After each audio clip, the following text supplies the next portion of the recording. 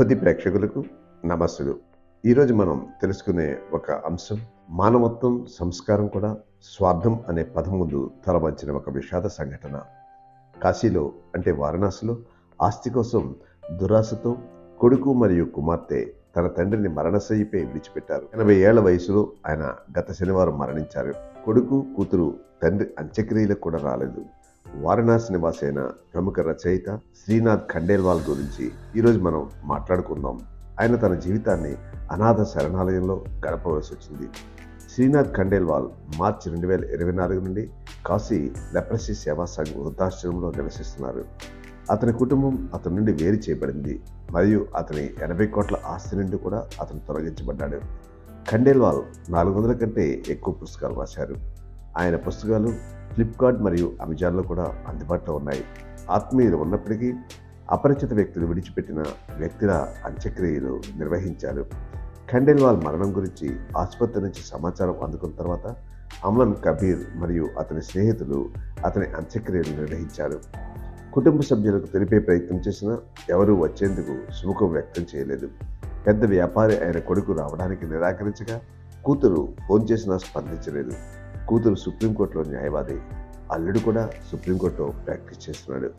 80 కోట్ల ఆస్తి, కానీ ఇల్లు లేదు. ఒక మీడియా ఇంటర్వ్యూలో ఖండేల్వాల్ తన వద్ద 80 కోట్ల రూపాయల ఆస్తులు ఉన్నాయని చెప్పారు. అయితే అతని కొడుకు మరియు కుమార్తె అతన్ని ఇంటి నుండి గెంటివేశారు. ఇల్లు, పెళ్లి, కొడుకు అంతా గతం.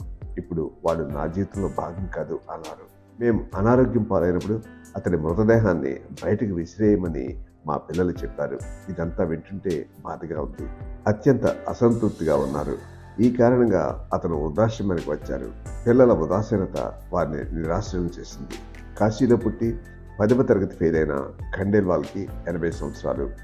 బానిస భారతదేశంలో జన్మించిన శ్రీనాథ్ ఖండేల్వాల్ మాట్లాడుతూ, నేను 10వ తరగతిలో ఫెయిల్ అయ్యాను మరియు 15 సంవత్సరాల వయసు నుండి పుస్తకాలు రాస్తున్నాను. చాలా పుస్తకాలు, ఇతర పుస్తకాలు మరియు పురాణాల అనువాదాలు. నేను ఇందులో నిపుణుడిని. ఇప్పటికీ 400 పుస్తకాలు రాశాను. ఇందులో చాలా పురాణాలు కూడా ఉన్నాయి.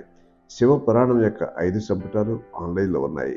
దీని ధర 6,000 కంటే ఎక్కువ. మత్స్య పురాణం 3,000 పేజీలతో వ్రాయబడింది. ఇది కూడా కాకుండా పద్మపురాణం రచించారు.